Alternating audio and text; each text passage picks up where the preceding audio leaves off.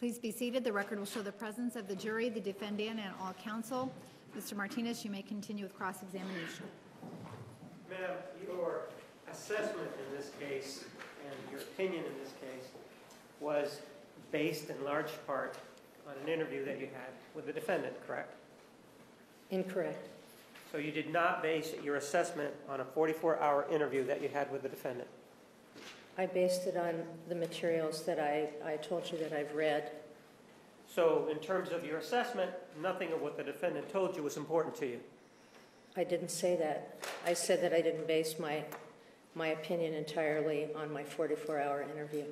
My question was, isn't it true that your opinion in this case was based in large part on an interview with the defendant? Objection, answer. In part. Oh, so it's a 50-50 kind of split? I've just never really thought about the split, Mr. Martinez. I just take everything that I get. So you don't know? Objection, Judge. State's not allowing her to finish her answer. Sustained. Did you finish your response? When I take a case, I explore every aspect of that case that I can. Sustained.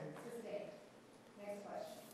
So in this case, though, you did talk to the defendant, correct? Yes, I did. And you made a determination in your mind that she was being truthful, correct?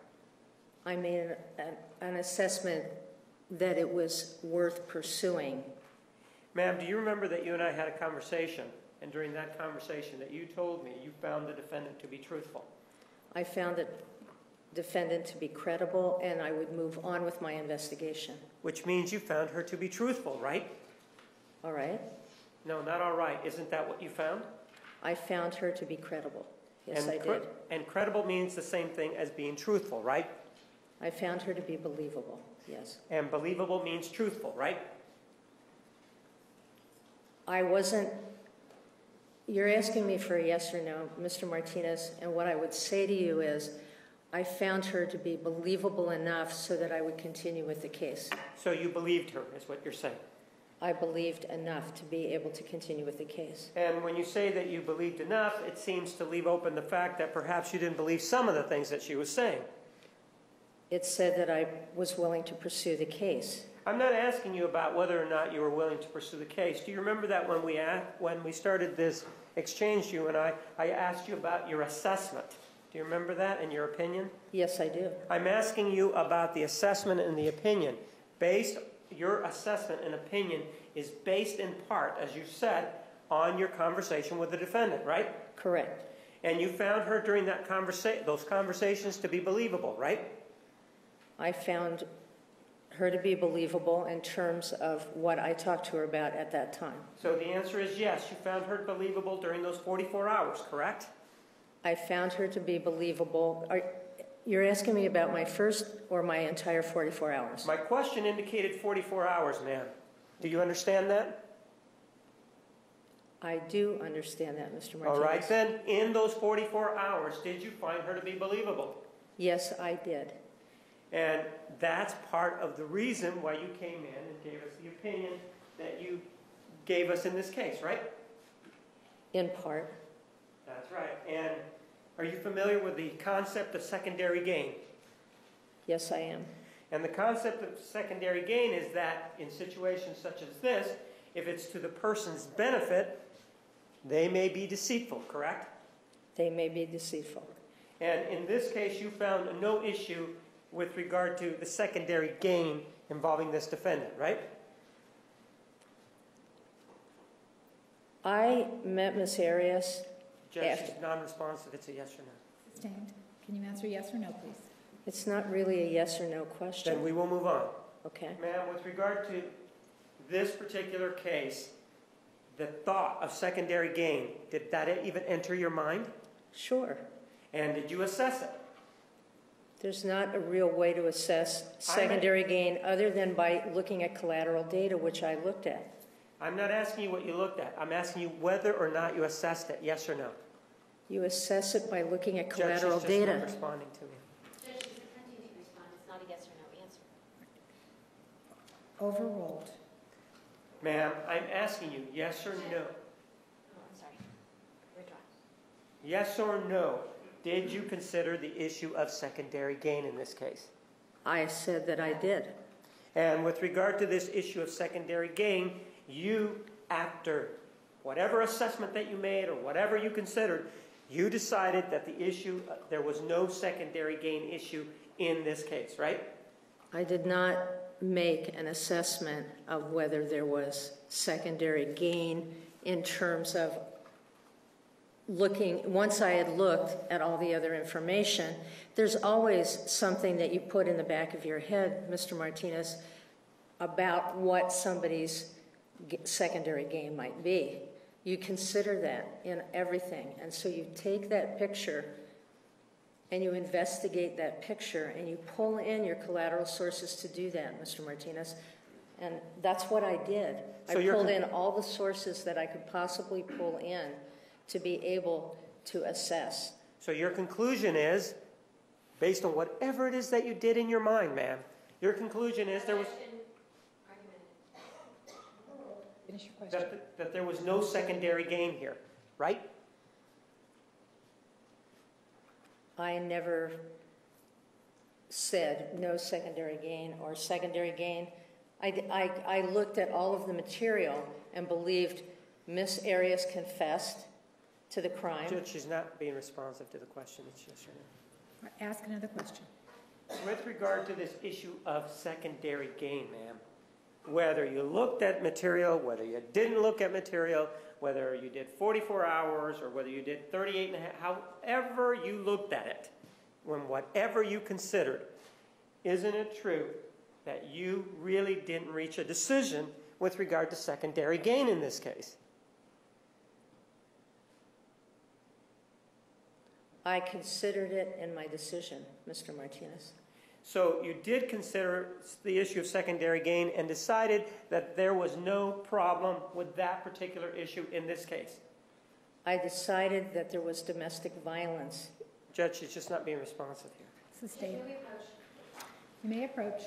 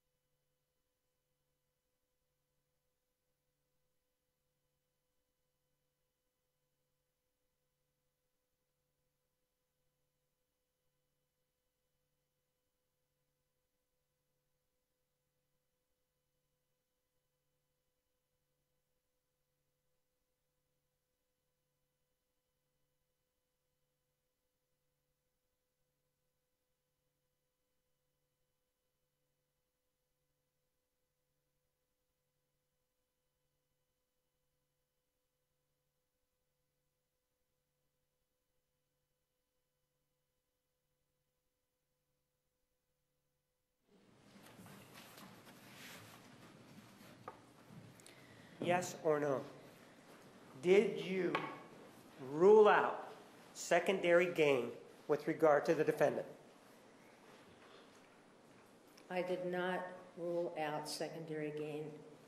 So that means that in your assessment, there's still an possibility then that the defendant, whatever reason she may have had, may have been less than truthful with you, correct? It was open to my other assessments that I have a limited scope here, Objection, Mr. not Martinez. Sustained. Next question. My question is this: since you did not rule out this issue of secondary gain, isn't it true, ma'am, that because your assessment was lacking in that aspect, that she, the defendant, could have been less than truthful with you in those 44 hours that you spoke with her? I didn't rule out secondary gain. I looked at it in the context of all the other information. I was limited to looking at domestic violence, and I was to assess whether I believed there was domestic violence. And Mr. Martinez, I assessed that there was. That was what I was supposed to do. Sustained. Next question. We know what you were there to do, but in assessing domestic violence, you by necessity have to take into account what the defendant is saying, whether or not she's being truthful, correct? Correct. And that involves the issue of secondary gain, doesn't it? It certainly does. And in this case, you just told us that you did not rule it out, which means that you did not, in this case, complete an assessment that was free, if you will, of this issue of the defendant being truthful. There's not an assessment that rules out secondary gain, Mr. Martinez. Well, when you sit and you talk to somebody, one of the things that we talked about yesterday was whether or not you were the human lie detector. One of the things that you do have to do is make an assessment as part of your investigation as to whether or not an individual is telling you the truth or not, correct? There is always reasonable doubt, Mr. Martinez. That's what this Objection, whole... non-responsive. No, it is responsive. You may finish your question, or finish your answer, excuse me. Reasonable doubt is part of what you go into this with, I hope. Reasonable doubt is part of what any expert witness would go into a situation with. Reasonable doubt is what the jury goes in with. It's what you go in with, and then you build your foundation, and you look to see whether or not you have the foundation for this. I believed I have the foundation for this, or I would never have proceeded. With regard to this issue of reasonable doubt, that's the standard that you applied then. Is that what you're saying? I always... Yes or no? Sure. And in this case, when you were assessing the defendant's statement, even though you did not rule out secondary gain, you applied this other standard of reasonable doubt, right? I apply... Yes or no? It's a semantics thing, and I Judge, don't know she's where you go non-responsive. with this. All right. Do you have an objection? Non-responsive. Sustained. Next question. So, ma'am, you did use the word beyond a reasonable doubt, didn't you? I did. I used the word reasonable doubt. Yes, you did, with regard to this issue of what you, in your assessment of the defendant's statements to you, right? I have skepticism when I go in and I look at that. I have doubt. Of course I have doubt. I'm not asking you whether or not you had doubt. I'm asking you, with regard to this case and the defendant's statement, why it was that you did not rule out this issue about whether or not she could have been less than truthful with you. I didn't say I didn't look at that. So you did rule it out then. I didn't entirely rule out anything. So are you saying you did believe her or not? Which of the two? I believed her, and I continue, as I do with my other cases, to keep an open mind about what may come up. So when I do a case, I can pull out of that case at any time if I don't believe... I'm not asking you if you can pull out of a case. I am asking you whether or not you believed her in this evaluation. That's all I'm asking you. Yes, I believe her. And one of the things that you did in this particular evaluation is only talk to her, correct? In what part of the evaluation? Any part of the evaluation. Isn't it true that you did not talk to you didn't talk to Mr. Alexander, did you? No, I did not. You didn't talk to any of the other witnesses, right? No, I did not. The only person that you talked to was the defendant, right? Correct. And so in basing your opinion, you based it on large part or small part on the word of one person that was involved in the relationship, right? Objection mischaracterizes her previous testimony with what she relied on. Well, Jimmy, answer.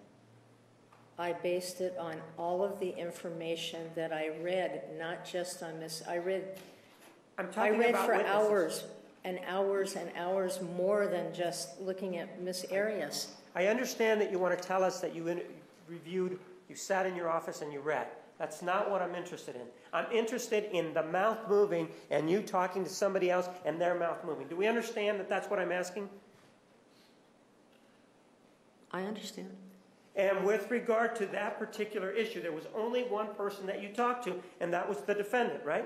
Correct. You didn't speak to Mr. Alexander, right? Objection as to the answers. Sustained. And in your assessment of these things, there are always two sides to every issue, aren't there? In domestic violence. In anything. In domestic violence, the saying goes that as opposed to the truth being somewhere in the middle, that the truth is worse than either story because both people are minimizing and denying the story. And you didn't speak to Mr. Alexander or anybody else about whether or not she was minimizing or changing the story or anything, right? Or whether he was. Exactly. Whether anybody was, correct? I read his words, as many as I had. Ma'am, I'm talking about talking to people. Of course, I did not talk to other people, Mr. Martinez. I did not. One of the things that you told us with regard to these type of evaluations is that 90% of all communication is nonverbal, right? Sure, you can take that any way you want. Yes or no? That's how I want to take it. It's not yes or no. You didn't testify to that previously in this court? I made a statement. Yes or no? Did you testify to that? In a verbal conversation, much like you and I are having, I bet people here can read in what's going on non-verbally between the two of us, and that's what I was talking about. I'm not interested in what you may be feeling with regard to the prosecutor. I'm asking whether or not you made the statement that in a clinical interview, 90% of the communication is nonverbal. Did you make that statement? Yes. And with regard to this interview that you had with the defendant, one of the people that was involved in it was missing because he's been killed, right? Yes. And so if we apply the mathematics to it, you have a 45% chance of being wrong just right off the bat because you don't have the other person there, right? Objection No. Overruled. Right? No. One of the other things that you told us yesterday was that for you, the defendant told the truth as you knew it throughout her life, but yet when this killing happened, that's when she had problems with the truth, right? That's what you told me yesterday, right? Yes. Which means that you, by chance or by design, investigated her truthfulness before this incident, right? Yes. Did you speak to her father about her truthfulness growing up? No, I did not. Don't you agree that, what is his name? Bill. Don't you agree that Bill Arias would know about whether or not the defendant had been truthful growing up? He would have a view of her truthfulness for sure. Right, just like anything you tell us now is a view of her truthfulness, isn't it? Correct. And don't you think that his view of her truthfulness has a much better basis than yours? He has a much longer history with her, and he has a questionable history with her. Whether or not he has a questionable history with her, she grew up in his house, didn't she? She did. He saw her on a day-to-day basis, right? He did. You didn't, did you? No, I did not. He dealt with her when she went to school, right? Correct. and he dealt with her whenever she had any issues. You did not, right? Correct. And he would know better than you whether or not the defendant had a reputation for honesty Objection. growing up. Speculation. Pardon? Speculation. Overruled. Re-answer. Right? Oh, yeah. And so, did you review his conversation with the detective in which he talked about the defendant's truthfulness after the age of 14? Objection. You may.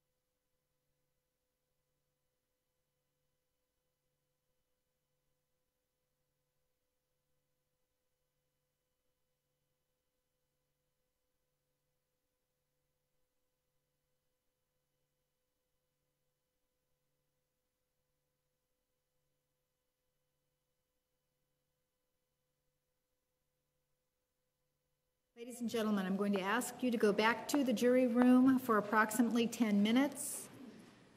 Please remember the admonition. You are excused. Please stand for the jury.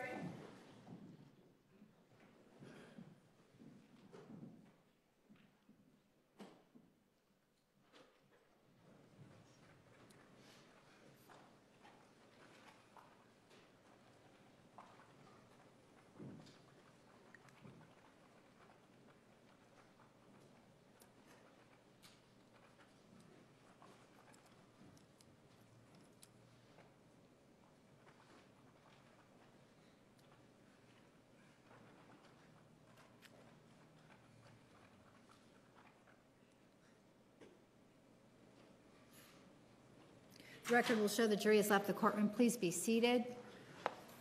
Court is still in process. Mr. Martinez, you may examine the witness. And Judge, can I inquire though as to how much of a clip this is? Is this the entire interview, or are we just going to hear part of it? 9 seconds. I would ask for more information so that Ms. LaViolette can put it in context. All right, Mr. Martinez. You want more information? Do I need to address the issue of more information? Yes, please. More validation with this witness. With regard to this particular case, ma'am, the truthfulness of the defendant is important to you, right? Correct. And in fact, you spent 44 hours with her, correct? Correct. And in part, whether it's a small or a large part, in part, your opinion is based on what the defendant told you, correct? Correct. And then you went out and you corroborated what the defendant told you in an effort to see whether or not she was being truthful, correct? Yeah, and some prior to meeting with her as well. And in fact, yesterday when we talked about it, you told us yesterday that yes, you believe the defendant was untruthful, but her untruthfulness was after the murder. Do you remember telling me that yesterday? Her pattern of untruthfulness. Right, Yes. was after the murder, correct? Yes. And that I asked you specifically about before the murder, and you said you didn't see any indications that she was untruthful, correct? With her prior boyfriends. With anything. Remember, you told us that we talked about whether or not I didn't have any evidence. I didn't see anything. that she was untruthful, correct? Correct. But you are aware that there was an interview between her and between her father and the detective, Steve Flores, correct? I didn't have that information. So you didn't have that information. But if there is information out there from her father that indicated that the defendant was... Objection, Judge, may we approach? You may.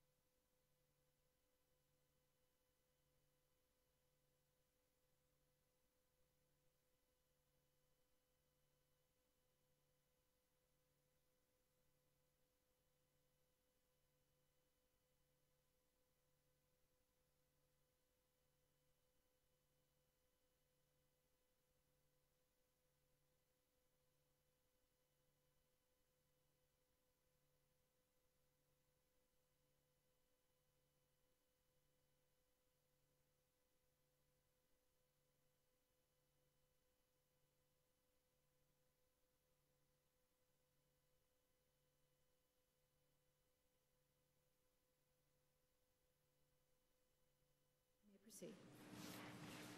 Let me mark this as an exhibit, ma'am.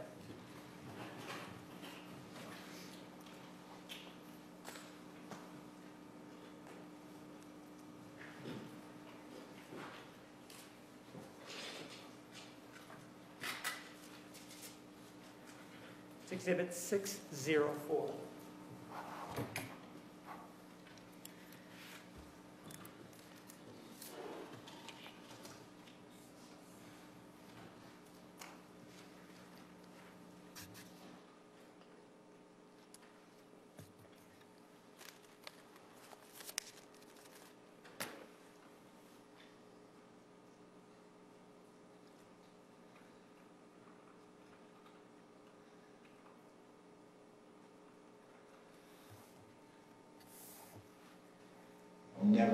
She's never been honest with us since then.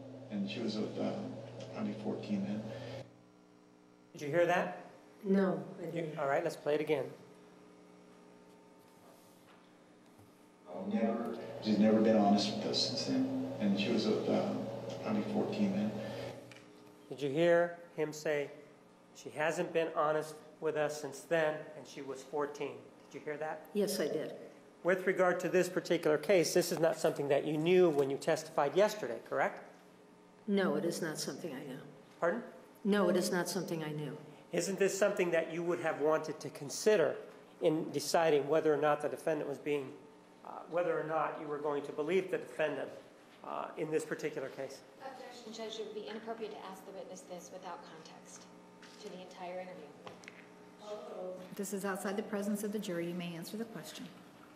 Well, I would not take a sound bite of anything and make a decision on it. So I'd want to hear the whole tape, and I'd also want to put in perspective the things I'd heard about Mr. Arias, and I'd want to put into perspective what I know about teenagers. But my question to you is, the fact that this person, her father, is saying that she hasn't been honest since the age of 14. Objection is characterized what he said. Sustained. Well, let's hear it again, okay? And then I'll ask you a question. She's never been honest with us since then. And she was probably 14 then. Did you hear what he said? Yes, I did. He said she's never been honest with us since then, right? Right. And he also said she was 14, correct? Correct. Isn't that go contrary? Doesn't that fly in the face of what you just testified to yesterday, that she was always honest before the killing? Asked and answered. It doesn't fly in the face until I've assessed it. I need to find out. The information I had, I didn't have information that she had lied. When you get information from a parent that a child lies to them during teenage years, that does not necessarily characterize someone as a liar or not. And so I would want to take that into account with the information I had that was regarding Mr. Arias as well, and his rationale for perhaps for the reason that she did lie to him. What you're saying is that you would consider it and then you would explain this statement. I would consider it, and then I would decide what I was going to do with it once it was considered. Right. And it would be part of the file then, right? That's something you would consider then, right? Yes, it would. I don't have anything else. Ms. Wilmot, did you have any questions on this issue? Not until she is able to have a better context of what this is actually about. I'd like to be able to either see the entire interview. All right, Counsel Pro.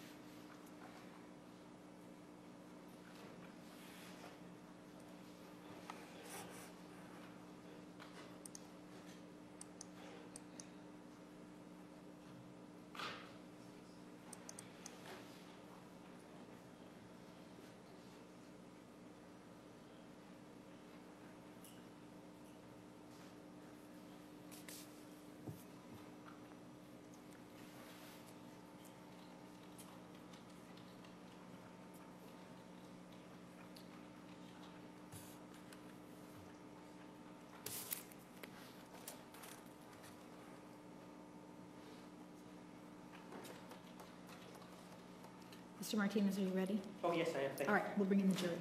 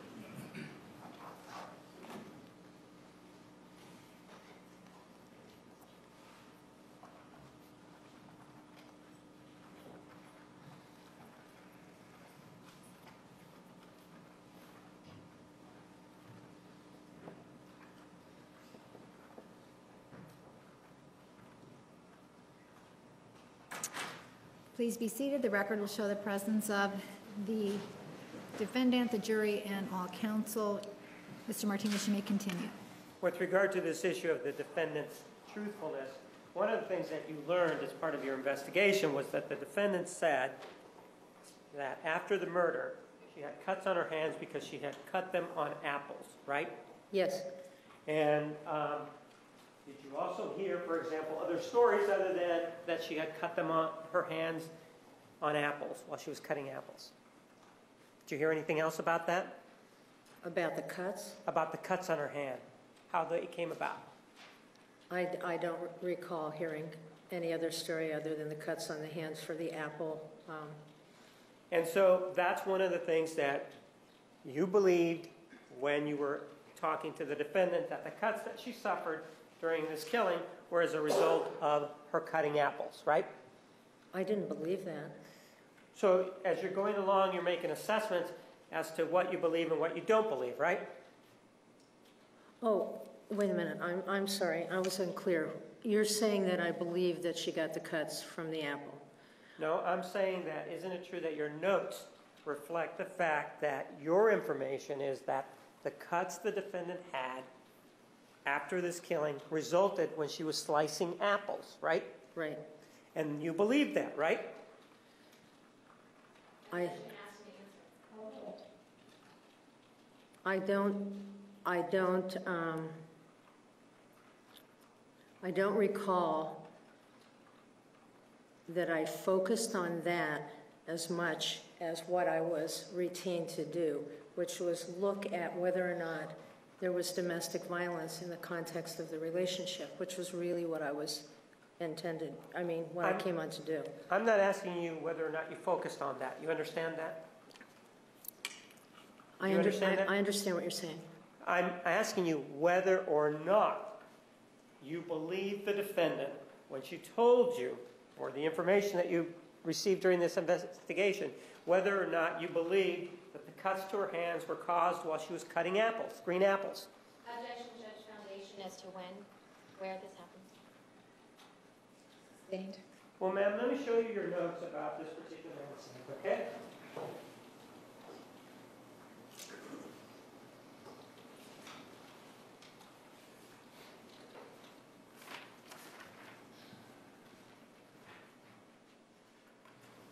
I may need my glasses. Did she get her glasses? Yes, you can step in and get your glasses.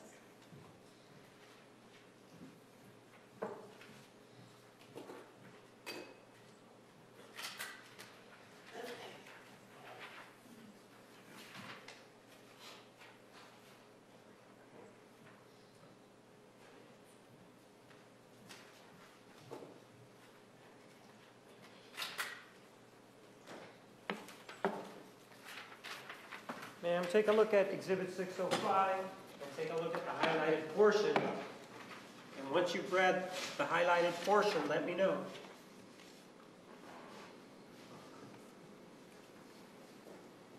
Your Honor, the witness read the entire page so she has context of it.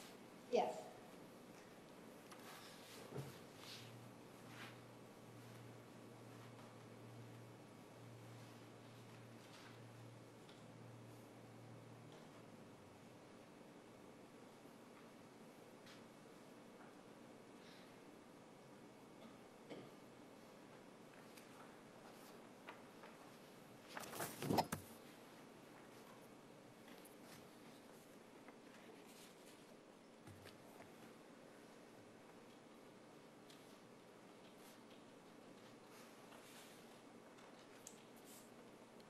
Did you read the entire page?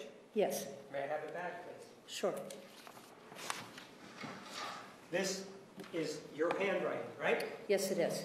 And this deals with this issue about the cuts on the hands that the defendant received at the time of Travis's death, right? Correct.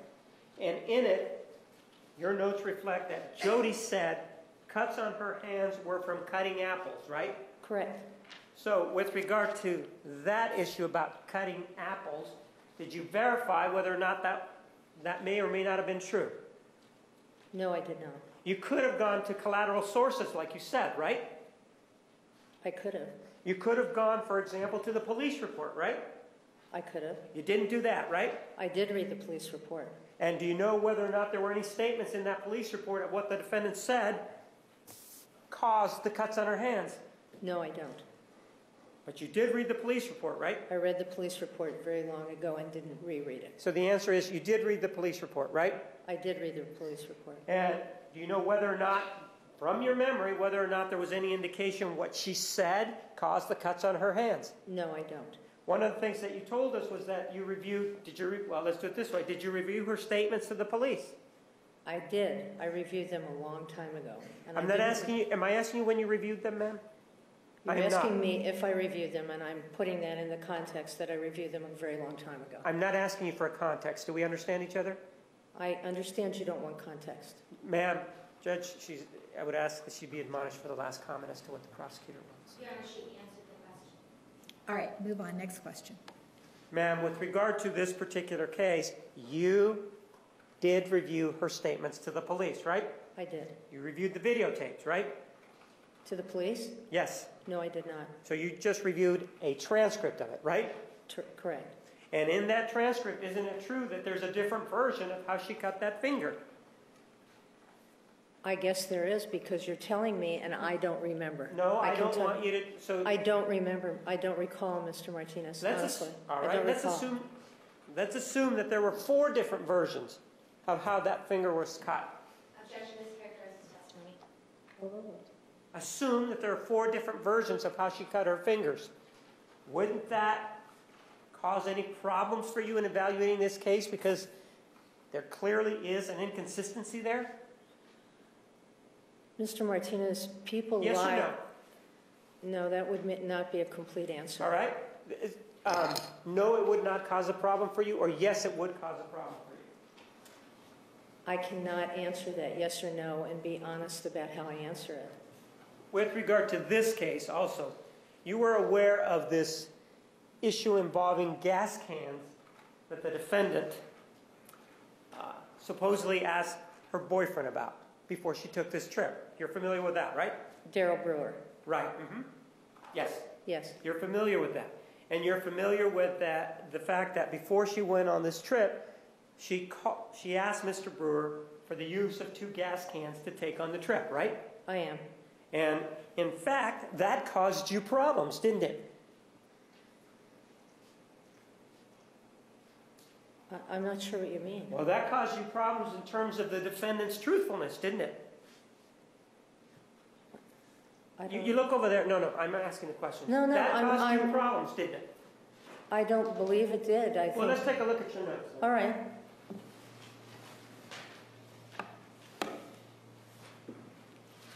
Let me show you an exhibit first. Okay.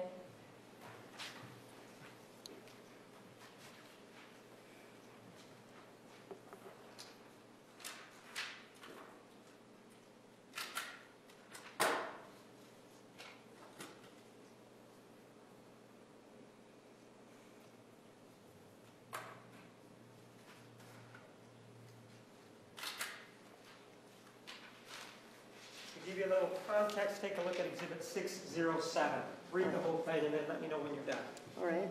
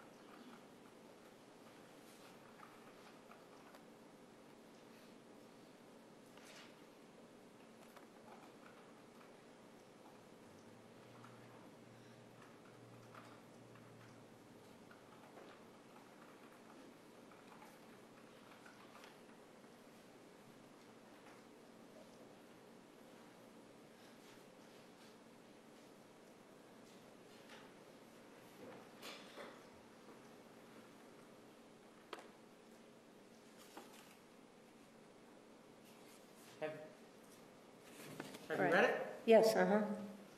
That's your handwriting on this particular page, right? Right. And it does reference this issue involving the borrowing of 2 gas cans from Darrell Brewer, right?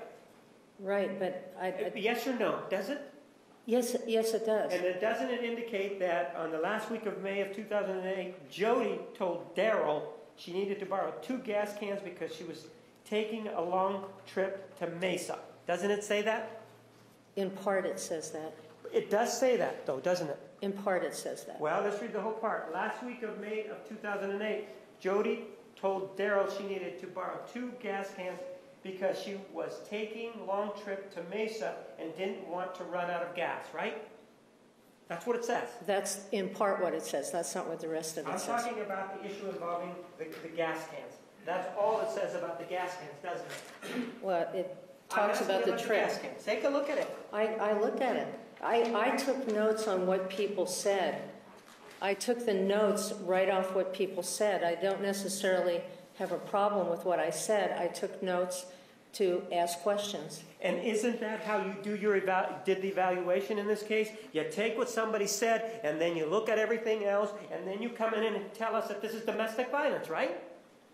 This doesn't have anything to do, in particular, with the domestic violence I was assessing, Mr. Martinez. You took this, you used the same procedure with regard to this particular issue that you used with regard to any other issue in this case, right? I'm not certain that that would be true, but I'm not certain what you're referring to. What I did with this case, if you want to know what I did with this case. No, I don't want to know what you did with this Okay. case. I want you to answer my question. And my question to you is, isn't it true that you've been telling us that in this case, you've looked at writings and you reviewed those and took those into account, right? Correct. Isn't that same thing that you did with regard to the gas cans? You read it, you took it into account, and you made notes on it, right? I did. And with regard to that particular issue, that caused you some problems, didn't it? No, the gas cans didn't cause me problems. Isn't it true that you had an issue with that because you believe that perhaps the defendant may not be truthful? Isn't that a problem for you? I think my question was, what does this mean on the side of the page? And I was asking about what that meant. I wanted to get a description of what erratic behavior meant. Actually, isn't it true, ma'am, that what you thought back then is, why did the defendant want to borrow 2 gas cans from Darrell? Did she know she was going to... Your Honor, he's reading from something that's not been marked or in evidence. Sustained. Isn't it true that you were concerned that she had told you about the trip, and now you have this issue about her going to Mesa, and then you said, I thought this was a last-minute decision. Didn't that create a problem for you? I didn't hear the question. Isn't it true that you had questions about it because you thought it was a last-minute decision to go to Mesa? I still think it was a last-minute decision. And that caused you problems in the context of exhibit number 607, which is what she told you about Darrell and the gas cans, right?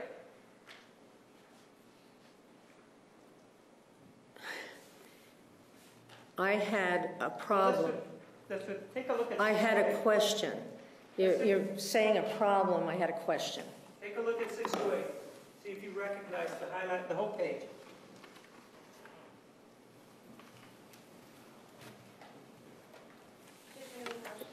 I did ask her that. Hold on.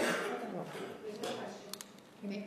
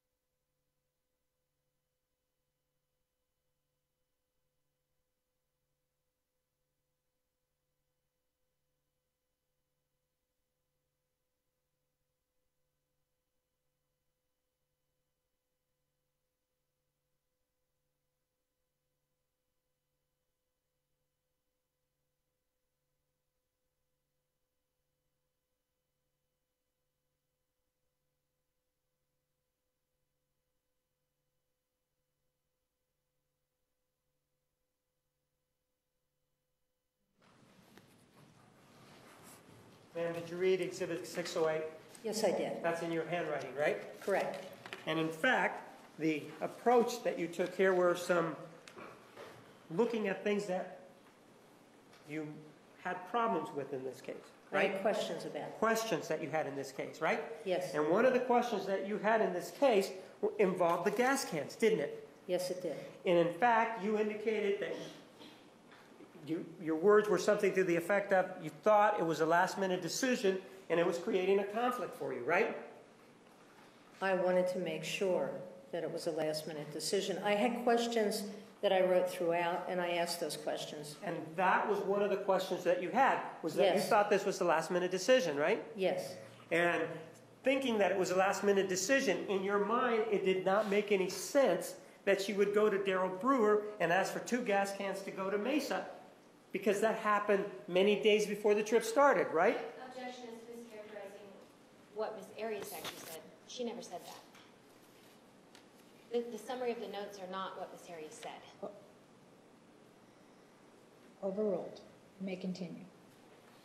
Okay? Okay. You may answer.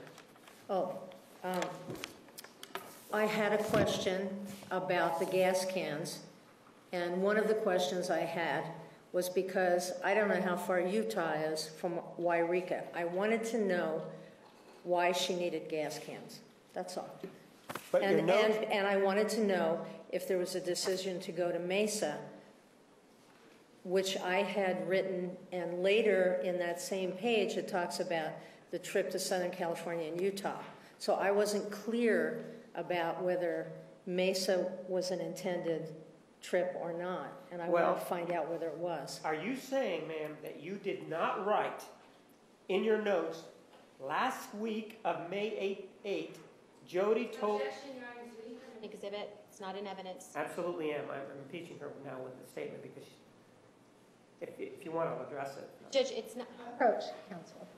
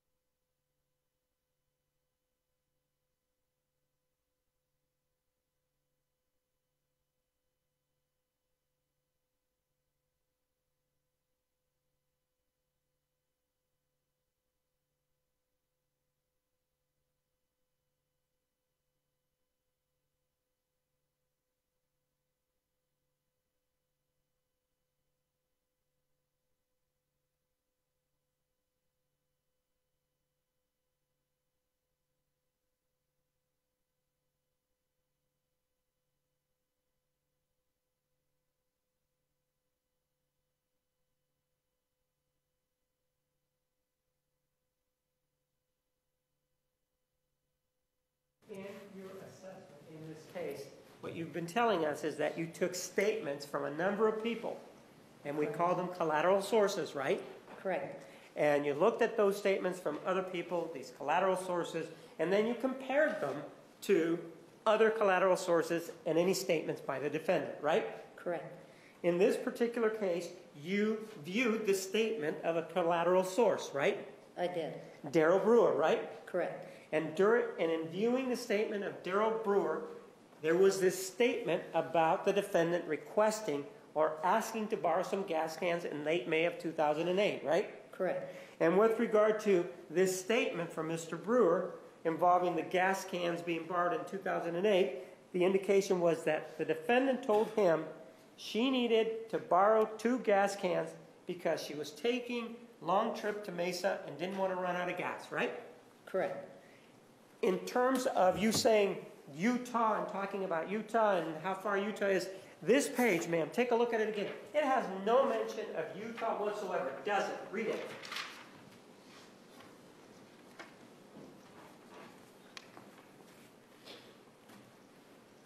Jodi said she was going to visit. No, read it to yourself. It does mention Utah. And it mentions it at the very bottom, doesn't it? No, it mentions it about in the same paragraph as the question about Mesa, and it mentions the Grand Canyon. All right, go ahead. Let me have it back. Okay. But it mentions Utah, ma'am, after she goes to Mesa, right? It says Mesa, and then it says the other things. Right. It talks about what she's going to do.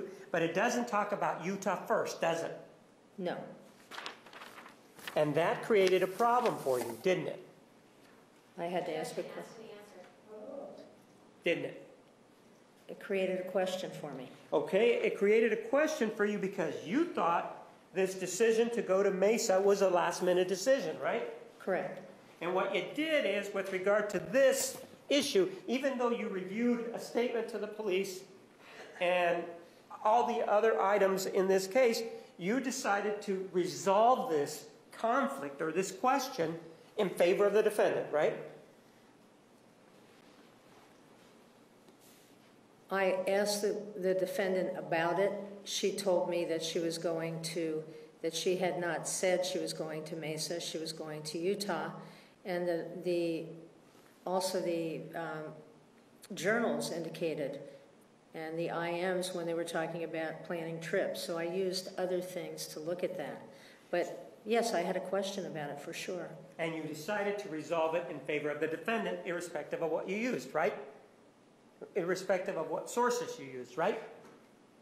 No, in respect to other sources I used. And I don't remember the police report. I'm very sorry. I don't remember that.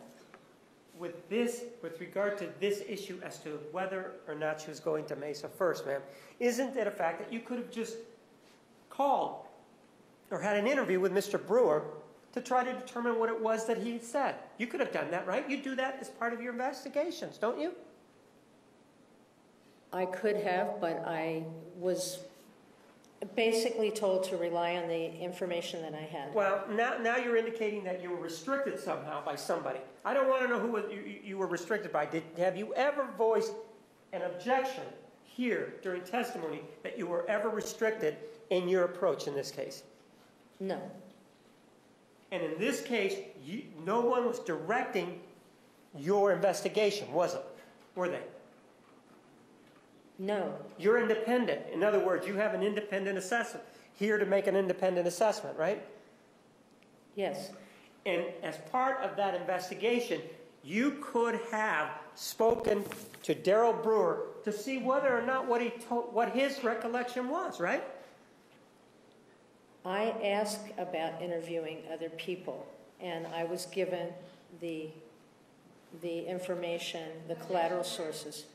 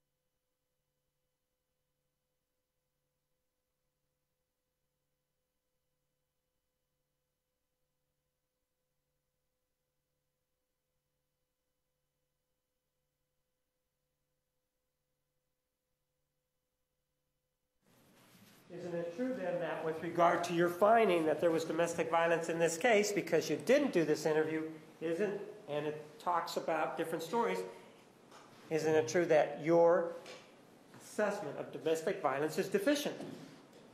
No, I don't believe it is.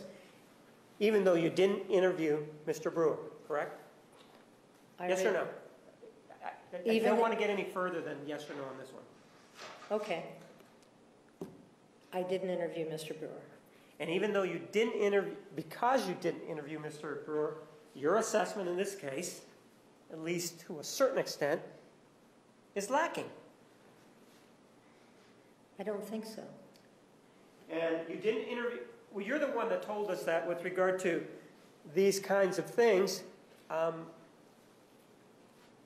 conversations are only part of, conversations can form a part of your investigation, right? You did say that though, right? Yes or no? The conversations are part of my, right. And in fact, in other cases, you have conducted interviews with other people, correct? In most murder cases, I have not. So I've used collateral sources. So you're saying that with regard to your assessments in criminal cases, don't restrict it to murder cases. With regard to the criminal cases, what you're saying is you don't interview other people, you just interview the defendant and look at collateral sources. Is that right? Is that what you're saying? It depends on the case, and it depends on what is available for me to review. In some cases, there are financial restrictions. They say these interviews have been done. I'm given those interviews. So it depends on the attorney, and it depends, and it doesn't matter whether it's the prosecution or the defense, Mr. Martinez. There's a limit to what they give me. And I'm really not asking you to go into that, and if you don't mind not going into that area that you just went into, okay? Right. I'm just asking you whether or not, it's a yes or no, and if you can't answer yes or no, tell me and we'll move on, all right? Okay. With regard to your other criminal cases, isn't it true that in those other criminal cases, on occasion, you have conducted interviews? Yes or no?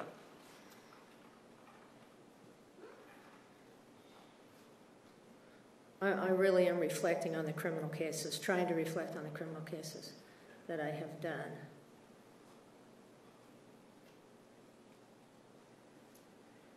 Generally, it's been paperwork. Generally means that you have, at least on a couple of occasions. I'm leaving it open because I know that you are, you know, it's like very precise, and I am not certain. So you don't know is what you're saying? Yes, I'm not certain. Ma'am, one of the things that your investigation revealed in this case, and we've talked about this issue of secondary gain, and we talked about some inconsistencies here. One of the things that your investigation revealed was that the defendant is very manipulative, isn't she? I don't think that I don't believe I said she was very manipulative. Isn't it true that you reviewed collateral sources that indicated the defendant was very manipulative? There were collateral sources that said she was manipulative. Right. Isn't it true that, in fact, it was people that were close to her who indicated, for example, that... Objection, Judge. May we approach? You may approach.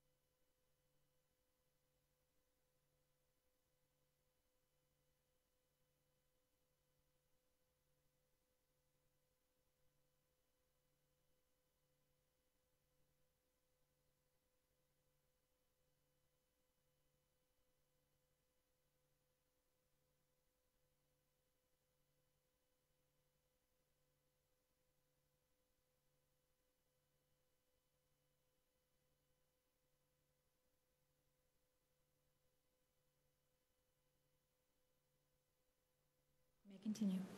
You received information that the defendant was manipulative, correct? Yes. In fact, you received information that the defendant was not abused. She just... Objection, Judge. This is what we just discussed. Overruled to that question. Isn't it true that your investigation revealed that she was not abused, but liked to play the victim? And that's part of the manipulation. I don't recall that. Let's take a look at your notes. Okay.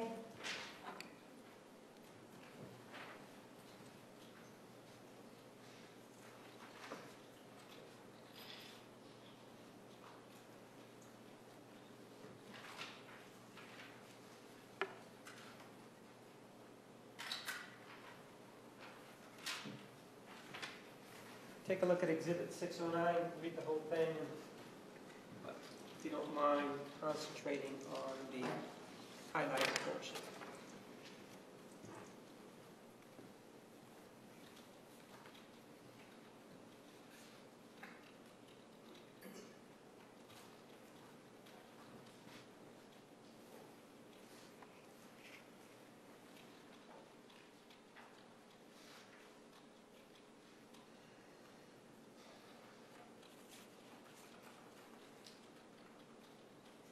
Have you read the whole page?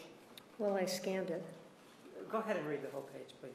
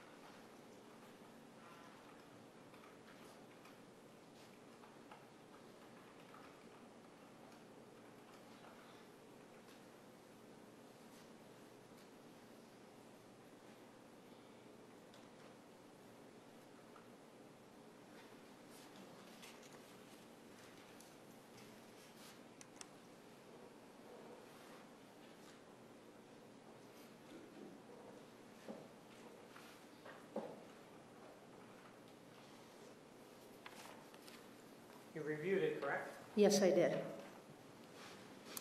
Isn't it true that your investigation revealed that the defendant liked to play the victim?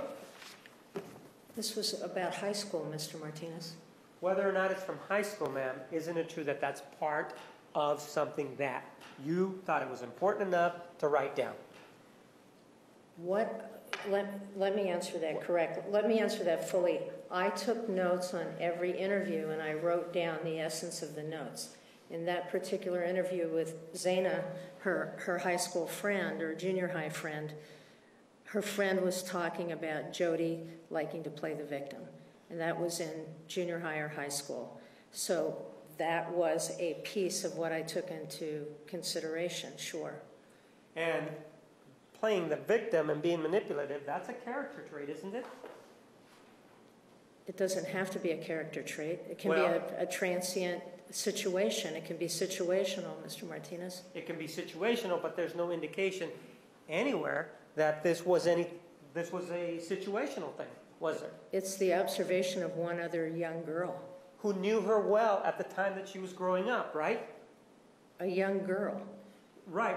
So you're saying that when an individual is of a certain age, you can't pay attention to what they say, right? No, I paid attention to what she said and weighed it with the other things that I read. So you did consider this information, is what you're telling us, in making this assessment. And the information that you considered was that growing up, the defendant liked to play the victim, right? From one source. That was one source. Did I ask you what source? I did not, did I? I guess I'm trying to figure out if you want a complete answer or not. I want you to answer my questions. Isn't it true that you just told me that you considered this information? Yes or no?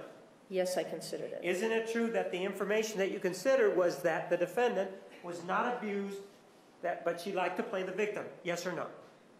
Contrary to other sources, yes. Am I asking you about contrary sources, ma'am? Contrary to other sources, yes, that would be true. And I'm not asking you about contrary sources. I'm asking you whether or not that's something that you considered. Yes or no? Objection asked to answer several times. Yes. And this information that she, whatever it was, the term is manipulative, this is something that you had when you were considering this whole issue of abuse, right? Correct. And again, you gave the benefit of the doubt to the defendant because you never even asked her about it, right? Did you even ask the defendant about her playing the victim? I asked her about that report, but I also looked at So you statements from Jodi's mother, Jodi's sisters, Jodi's grandparents, and Jodi's siblings in looking at the issue of Jodi playing the victim. But you didn't speak to the defendant herself directly about it, did you? I don't recall if I did or not. Do your notes reflect that you ever talked to the defendant about that? My notes don't reflect everything I talked to the victim. Well, wouldn't it have been the defendant important about. in this case, since we're talking about abuse, to ask the defendant whether or not she had manipulated people into thinking she'd been abused before? I had talked to her about being abused before, and I never got an impression from her or from other collaterals that she was in the habit of playing the victim. And what I'm looking for are patterns of behavior here, Mr. Martinez, not isolated instances. I'm not asking about patterns. I'm asking about whether or not you asked her specifically about this issue, about her being accused of playing the victim when she was not abused. Objection, asked to the I do not recall, if I ask her specifically. But isn't that what we're here to discuss? Whether or not the defendant was abused in a domestic violence situation? Isn't that what we're here to discuss? Yes. And so... In the relationship with Mr. Alexander. I understand that, but we're talking about abuse, though, right? We're talking about the relationship specifically with Mr. Alexander. And if in another circumstance, the individual had pretended to be a victim of abuse, you don't consider that to be important in your assessment. This characterizes the notes that were on there and her testimony. Overruled, you may answer the question. No other collaterals suggest that Miss Arias is playing the victim or that she did. In fact, they talk about her being a victim of her father and her mother at times. Do you consider this information to be so unimportant that you didn't consider it? This information, was it so unimportant to you that you didn't even address it with the defendant? I am sure I addressed it to some degree. Then tell me what she said with regard to this issue about playing the victim. Tell me. Nothing that stands out in my mind. So you can't tell me anything, correct, about what she said? I can tell you that she had... Yes or no? Can you tell me anything that she said with regard to this issue? I cannot tell you specifics, no. Ma'am, the other thing that we know is that not only is there this indication that she was manipulated at that age, isn't it true that after she... Objection is characterizing the testimony. Manipulative at that age. That's not what it was. Sustained rephrase. With regard, isn't it true that we know that at that age, whatever the age that was, that she was perceived to be somebody who played the victim even though she was not abused? In addition to that, isn't it true that your investigation revealed... Objection, comment, question. Testimony. Overruled. Isn't it true that your investigation revealed that after she killed Mr. Alexander, she was very manipulative? After she killed... Well, yes. Part one, I have one collateral source that says she was manipulative. So when you characterize me saying that she was manipulative, that is incorrect. Part two is, yes, I'm not sure what you're talking about in terms, if you could describe what you mean by manipulative. No. Afterwards, I would asking answer. you whether or not you remember, as you're sitting there, any information from any source indicating that the defendant was manipulative shortly after she killed Mr. Alexander. Manipulative regarding what or to whom? Manipulative is do you understand what the word manipulative means, right? Well, I'm not sure how you mean it, No. Mr. Martinez. Use the Webster Dictionary definition of it. What does manipulative mean to you? Manipulative can mean manipulating facts. It can be deceiving people. Is that what you're asking me? I'm asking you for your definition of manipulative. That's what I'm asking. If you're asking me if she... No, I'm not. I'm asking for a definition of Webster's... He's not allowing her to finish her answer. Overruled. Ask your next question. Give me your definition of manipulative, whatever it may be. My definition? Yes, as you applied it in this case. I'm sorry, what's your question? Asked and answered. She already answered this question. Overruled. You may answer the question. That someone can manipulate or deceive or...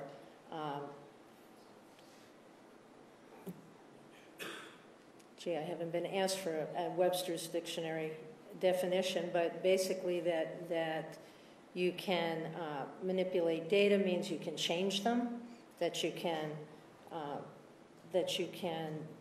deceive or tell half-truths, that, you know. And with regard to the defendant, isn't it true that you received information that she was manipulative shortly after, in her relationship with men, shortly after the killing? With men? Yes. With what men? Well, do you remember, do you even have any memory of your notes involving what the defendant did after she returned to Wairika? Objection argumentative. Overruled. Are you talking about her trip to see Ryan in Utah? No, ma'am. Or are you talking about her experience in the restaurant? I have no idea what specifically, Mr. Martinez, you're talking about. Do you remember her experiences at the Purple Plum? Do you remember Yes. about that? Yes. And do you remember that you have information involving the Purple Plum with regard to her interaction with men? Yes. And that interaction with men indicated that she was... Objection, Judge. May.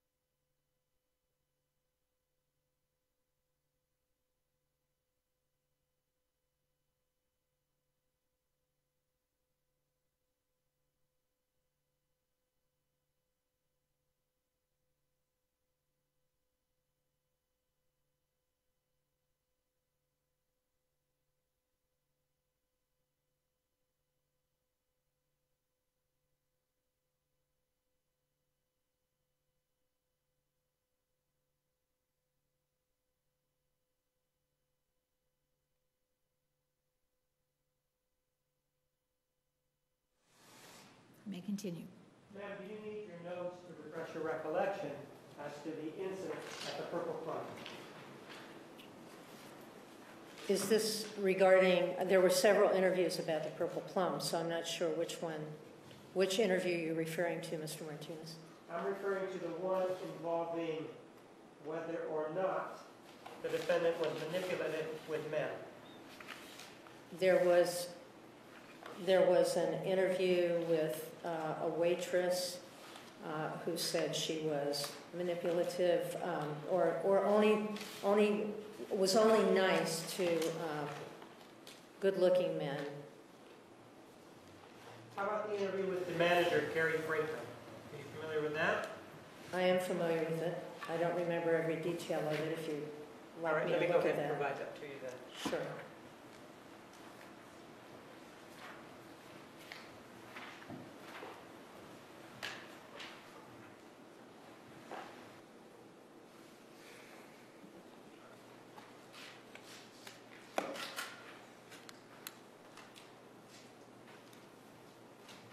Take a look at Exhibit 610.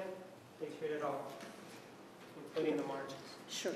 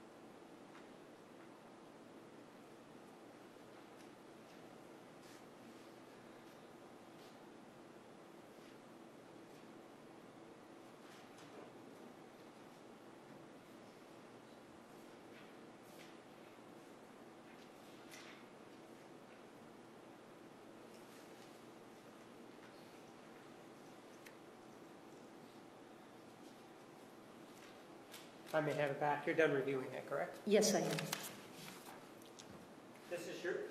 These notes are in your handwriting, correct? Yes, they are. And you completed them as part of your investigation in this case, correct? I was taking notes on the interview, yes. And this is what you did with regard to this investigation. You would look at collateral sources and you would take notes, correct? Correct. And you would use them either then or later as part of the evaluation. It's something you considered, right? Yes. And in this particular case, there was an individual, that was the manager of the Purple Plum, right? Correct. And you talked to the defendant. She worked at the Purple Plum at some point, right? Yes, she did. And when she worked at the Purple Plum, there was this indication, or your investigation revealed, was that the defendant was manipulative towards men, right? Objection, foundation. Timing. Sustained. Well, ma'am, what do your notes indicate that, well, do you want the date, ma'am? Take a look at the date on Exhibit 610, if that refreshes your recollection as to when this happened. I'll point it out to you.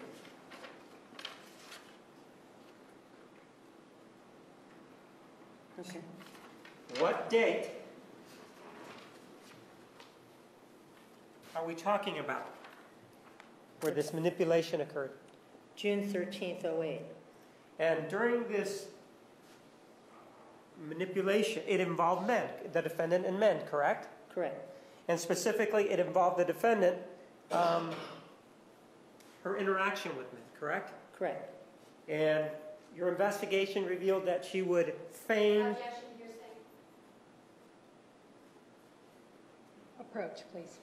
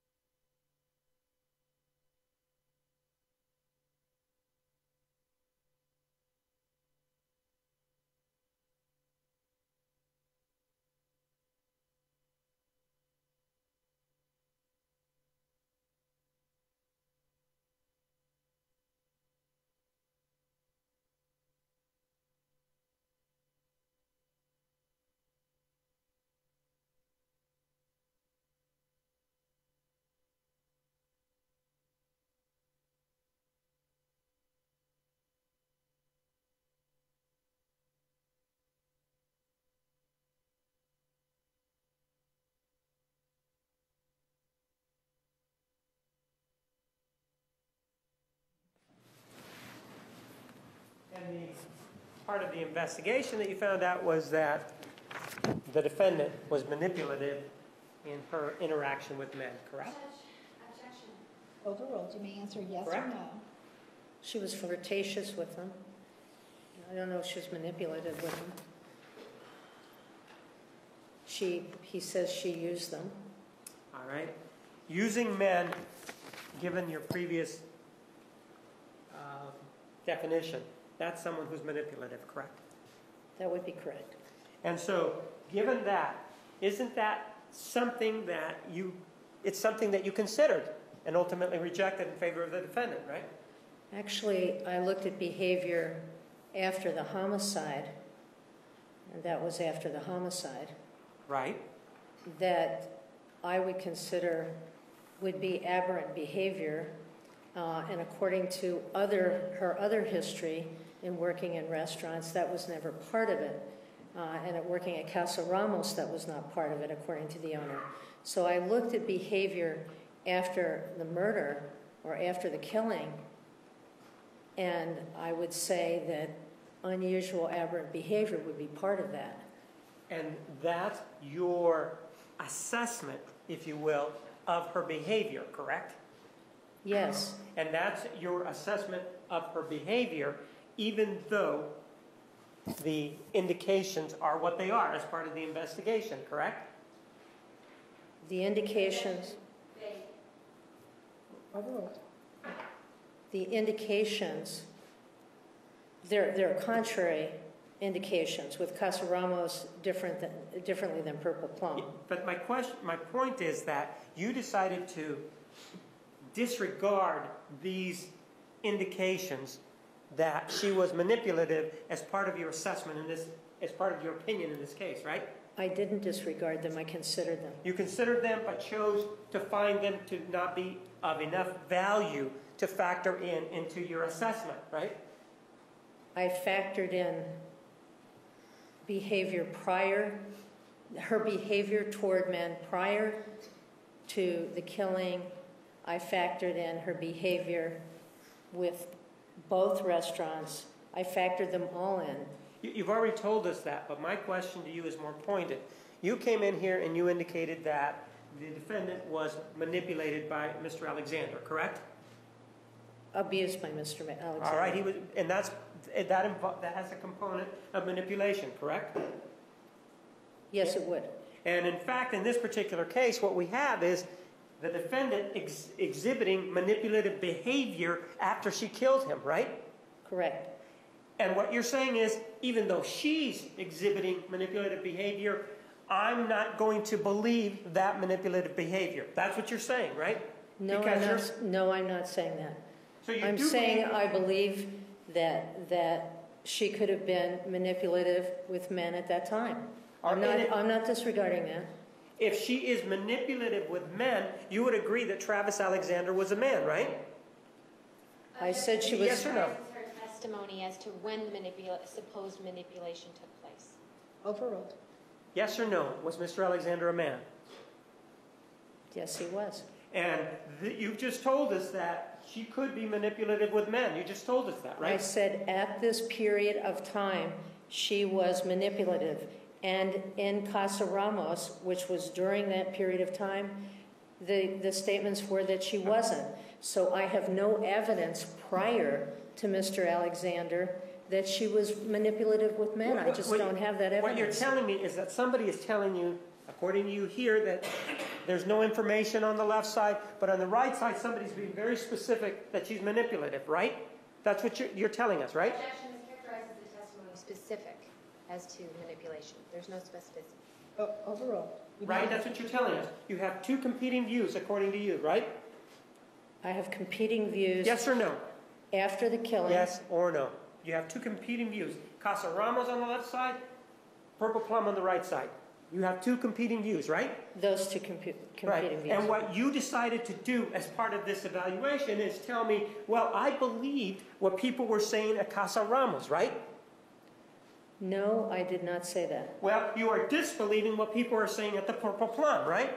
I am also looking at, Yes or no? Are you disbelieving what people are saying? I have other information about what people said at the Purple Plum that I also took into account, Mr. Martinez. And so what you're saying is that you're disbelieving what was said at the Purple Plum about her being manipulative. That's what you're telling me, right? Even if I say I believe that she was manipulative at that time, it doesn't mean I believe as a characteristic that she is. I could believe that she was manipulative at that time. It does not, it's situational. It doesn't mean that I believe as a characteristic of Miss Arias that she's a manipulative person. And what we know with regard to this assessment is that when she was younger, we have information from you that she was not abused and she liked to play the victim, right? You have that information, right? You're Sir, don't answer the question. mischaracterizing. Don't answer the question. I'm sorry. Repeat objection. The question is mischaracterizing the testimony. Overruled. You may answer. Right? You told us about that when she was younger, right? That you have that information, right?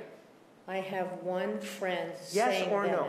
I have one friend, Yes or no? yes, one friend. And then you're now telling us, and this is when she was younger, right? And now you have her immediately after the murder, 5 days after the murder, exhibiting manipulative behavior. Yes or no? Yes. So what you're saying, though, is at one, you have an expanse of years in between, right? Yes. And what you're choosing to say is, well, even though there was this behavior here when she was younger, and there's the same behavior when she was older, you're choosing to say that was aberrant. That is not something that was a characteristic of hers. That's what you're saying, right? I'm saying that what I hear from one teenage friend of hers is limited compared to what I heard from other sources in regard to Miss Arias. And so there is a preponderance of evidence on the one side and not on the other. That's what I'm saying. Is that your standard that you use when evaluating this evidence, the preponderance of the evidence? Is that what you're using? One is more likely true than not? Is that what you're saying? I'm saying that when I have numerous collateral sources... No. I'm asking for your definition of preponderance of evidence. And I'm going to tell you what it is. My question is more pointed than that. Does it mean more likely than not? No, You're using it differently. I am. What's the standard in one sentence that preponderance of the evidence means to you? For me, preponderance of evidence means that I have looked at all of the evidence that I have available to me, and I have gone through it and looked at what appears to be the truth. What for me makes sense, what for me, after I weigh all of the evidence, makes the most sense to me. And that's what I have to go on. What I have been presented with is what I have to go on. And your definition of preponderance then is what appears to be the truth. That's what you just said in part, right? In weighing the evidence. Right. And so in a sense, what you're saying is you're a human lie detector, right? Because whatever may appear to be the truth to you may not appear to be the truth to somebody else, right? I would not call myself a human lie detector. I think Well, that mischaracterizes me. You evaluate this in terms of what appears to be the truth to you then, right? Right? And that's the context of what I'm saying today. And what appears to be the truth to you in this case, in terms of the Purple Plum and the Casa Ramos example, to you, the Casa Ramos example appears to be the truth. Yes or no? I didn't say that. Well, we were talking about it in the context of the Purple Plum. Didn't you tell us that that's what appeared to be the truth to you? No. You may answer. I said that what they said at the Purple Plum could be true. So she could be manipulative towards men at that point, right? I said that Yes or no? situationally, it appeared that could be true. So that if was it's- their perception. So if it's true that she could be manipulative towards men on June 13th of 2008, it could also stand to reason that a week or 2 weeks before, let's just go with 2 weeks, 2 weeks before that, she could also be manipulative towards men, correct? It doesn't stand to reason. I'm sorry. The objection. Speculation. Overruled. It Correct. doesn't stand to reason. I know you're saying that this is your view of what you believe is the truth, but isn't it based on the continuum that we've established here, young, right after the murder, isn't it also true that it could be true that she was manipulative before the murder? Because Approach.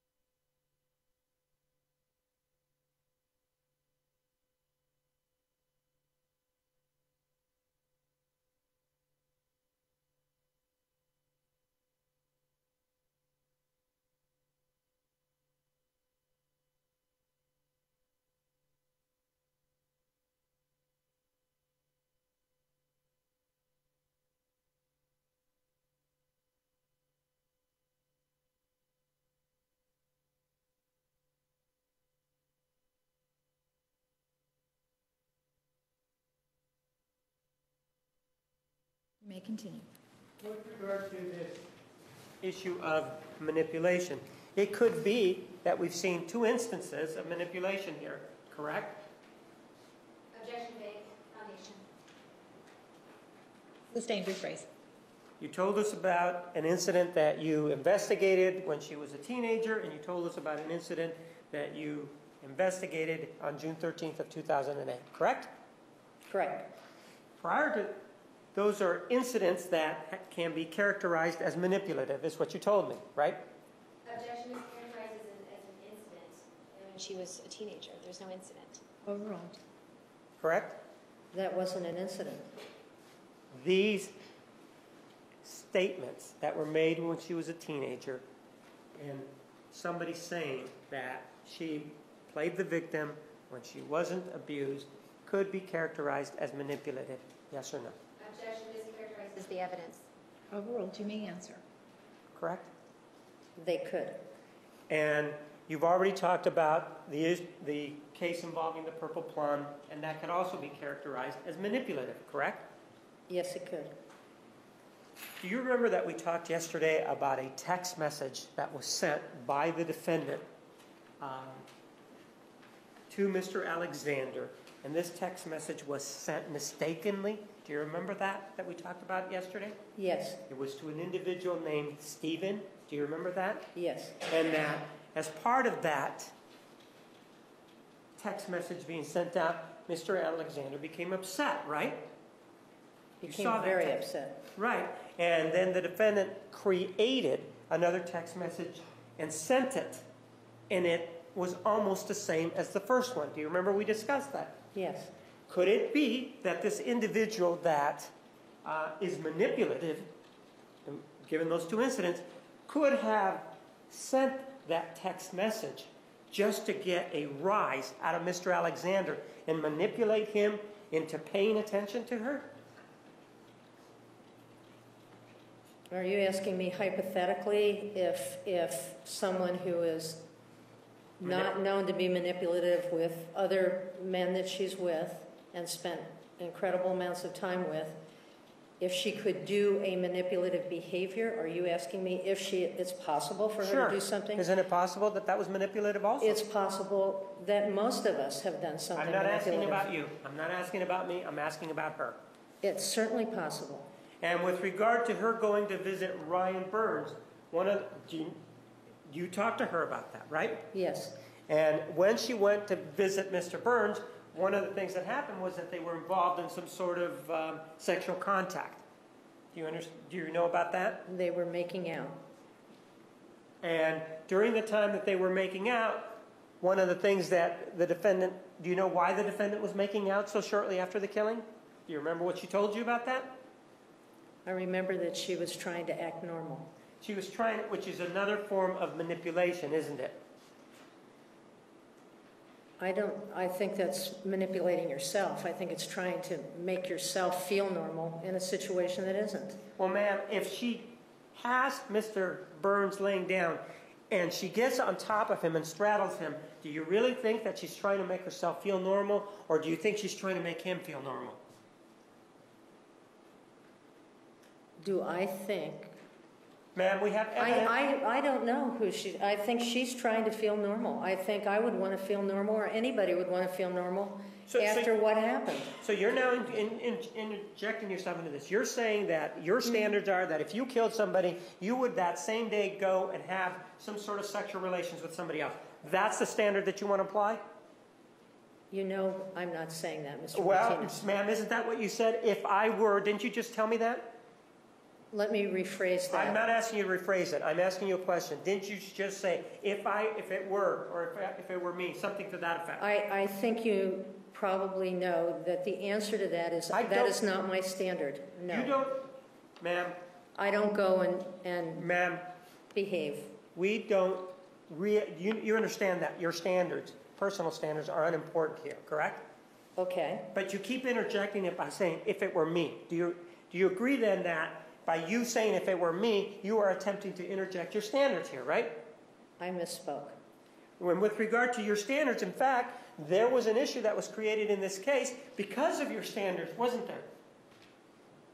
I don't know what you're referring to. Do you remember that you told me in our interview that you didn't ask certain questions of the defendant because you were old-fashioned and you were embarrassed? Oh, it's sexual questions? Ma'am, isn't it true that you told me that you were old-fashioned, yes or no? There were sexual questions I did not ask because they do not come easy to me to ask. Yes, that's true. It was much more strong than that. You indicated that you were old-fashioned, yes or no? Yeah, I'm old-fashioned. And because you were old-fashioned, that restricted you in asking the defendant certain questions involving the sexual aspect of hers and Mr. Alexander's relationship, right? I read about them.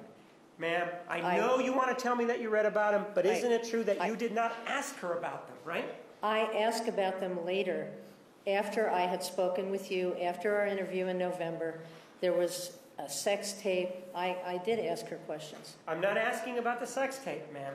I'm asking... There were questions I did not ask that I had not asked when you and I had our interview, and there were questions I asked after that. Isn't it true that, first of all, you told me that you were old-fashioned, right? Well, Sustained. After that, isn't it true that you are now telling us that you then went to talk to the defendant, right? I asked her some questions. You did go to talk to the defendant after our interview, right? Correct. You were still old-fashioned. You were even older when you went to talk to her, right? Objection, argument. Afterwards. I was... Well, your standard of being old-fashioned hadn't changed from the first time to the second time when you went to visit her, had it? Yes or no? My standard changed because I was exposed to a lot of things that I needed to find out about. So now you're saying that when you went back to talk to the defendant, you were no longer old-fashioned in your approach to this assessment in this case. You haven't defined old-fashioned, and well, maybe you need to do that for me, or maybe I need to do that for you. Ma'am, isn't it true that you were the person that used the word old-fashioned during our interview, correct? Right, but I don't know that you understand what I mean by it. Isn't it true, yes or no, that you were the person that used the term old-fashioned, correct? Yes. And isn't it true that during that time when you used that phrase old-fashioned, you indicated that you were inhibited in your questioning of the defendant? I said I hadn't asked her if she used KY or not, or who brought it, if that's what you're asking me. I did not specifically ask, did you bring KY or did you bring Astroglide? I did not do that. Ma'am, isn't it true that that's not even... Well, why don't we play it so that you can take a look at it, listen to it, okay? Objection, objection.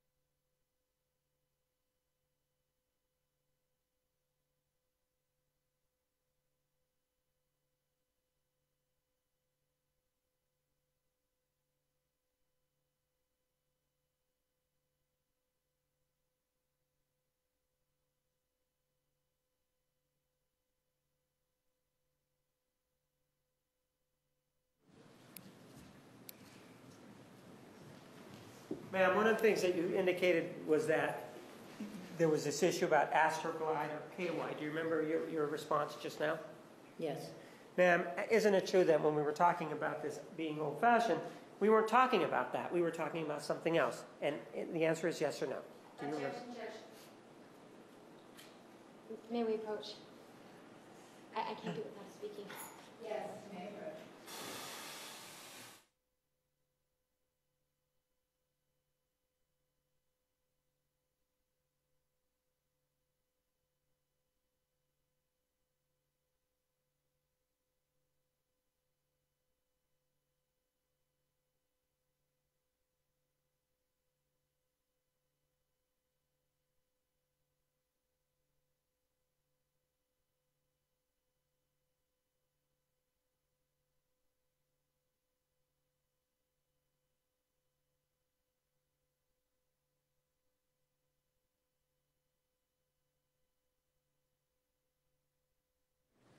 may continue. And you indicated that in conjunction with our conversation involving being old-fashioned, something about KY and Astroglide. You said something about that, right? Yes. Isn't it true that we were actually talking about something else? Do you remember, yes or no, that we were talking about something else? No, I don't remember. And isn't it true that we were talking about anal sex? Do you remember that now? We were talking about anal sex. No. I'm asking whether or not you remembered talking about anal sex in conjunction with the fact that you were old-fashioned. I don't remember putting those together. I remember we talked about anal sex. All right, well, let me go ahead and play the tape for you, and maybe that will refresh your recollection, okay?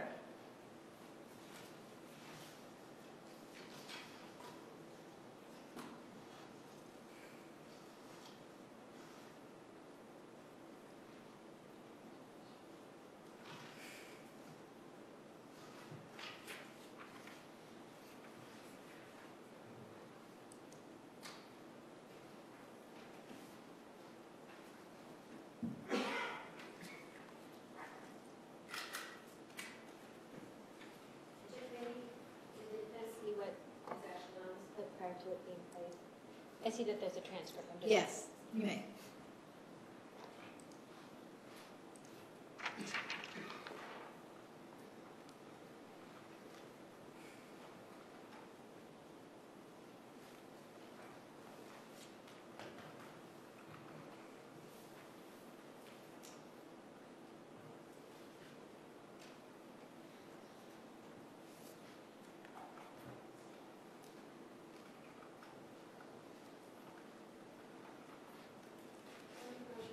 Yes.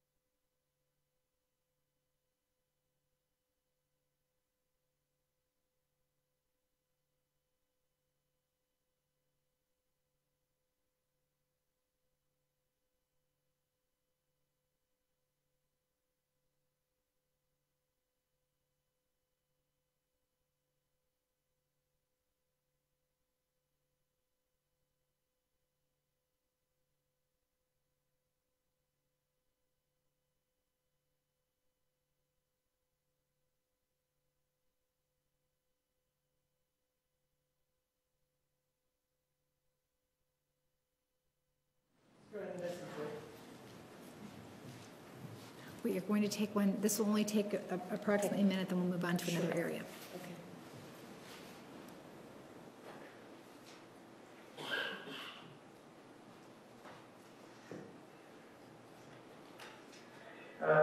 Did you ever discuss the sex with Miss Arias between her and Mr. McCartney?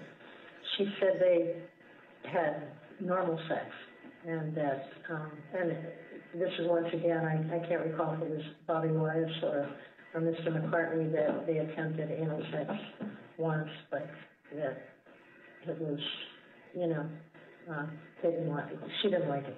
This attempt at anal sex, whether it was consummated, did you say it was consummated or not? I didn't ask if it was consummated. Okay, this anal sex, was it at her insistence or his request? Whether it's Mr. Juarez or Mr. McCartney? I didn't ask. Why not? Oh, maybe I'm just old-fashioned. I don't know. I didn't ask because she said she didn't like it. That was your voice on the tape, correct? Correct. And that's us talking about anal sex, right? Correct. And that refreshes your recollection as to it, correct? Correct. Time, please be back in the designated area at 1:30. 1:30. Please remember the admonition. Have a nice lunch. You are excused. You may step down. You may step down.